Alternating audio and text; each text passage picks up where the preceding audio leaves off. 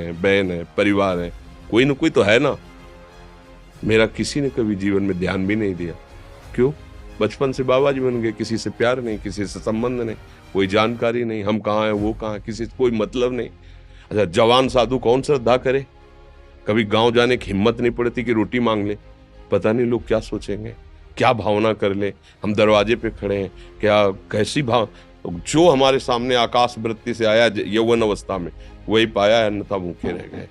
जब हम हर समय अपने को विवेक के द्वारा सावधान रखे तो हम कभी निराश नहीं हुए, कभी उदास नहीं हुए, कभी ऐसा नहीं लगा कि यार हम दुखी, कभी नहीं लगा। उसी का फल है कि उस सुख का संकेत मिल गया जहां दुख की निशानी भी नहीं है। वही उसी के बच्चे हो, हम सब उसी धातु से बने हुए हैं। हम इतना क्यों परेशान हो जाते हैं? हम ये देखते हैं अपने लोग थोड़ी बात बिगड़ गई परेशान, नहीं बिगड़ी तो बिगड़ जाने की संभावना में परेशान है। आज सुख है लेकिन कल सुख छिन जाएगा तो हम आज के सुख में सुखी ना होकर कल के दुख की आने की संभावना में हम भयभीत हो। मतलब क्या हमारी सोच रह गई? हमको इतना बलवान बनना है कि सुख और दुख दोनों हमको छू न सके। भारी से भारी सुख की व्यवस्था है तो अहंकार नहीं, हर्षित होकर किसी का अपमान न करे कि हम धनी, हम पदाधिकारी, अमुक।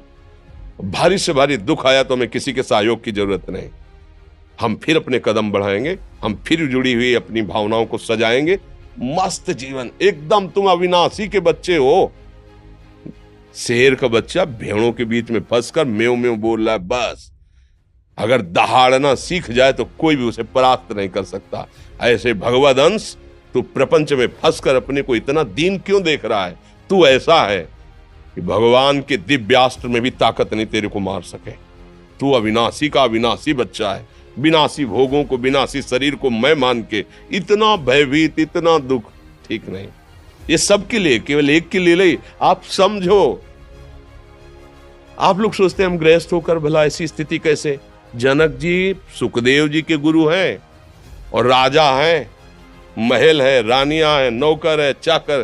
क्या सुखदेव जी जिनके शरीर में लंगोटी भी नहीं है, दिगंबर, परमहंस, परमहंस के गुरु हैं जनक जी जो राजा हैं। समझो, आप ऐसा ना सोचे कि हम नौकरी कर रहे हैं, हम संसार में, हम गृहस्थ हैं, हम आध्यात्मिक की ऊंचाई पर नहीं चढ़ सकते। नहीं, आप एक सरकारी नौकरी या आप किसानी या व्यापार करते हुए आप एक अध्यात्म की ऊंचाई में चढ़ सकते हैं। और अध्यात्म ही है जो तुम्हें इस माया के दुख सुख से ऊपर उठा सकता है। दूसरा, चाहे जितनी संपत्ति आ जाए, आप सुखी नहीं हो सकते। सब देख लो, आंख खोल के देख लो। अध्यात्म ही है जो तुम्हें हर कष्ट सहकर मुस्कुराकर जीने का रास्ता बता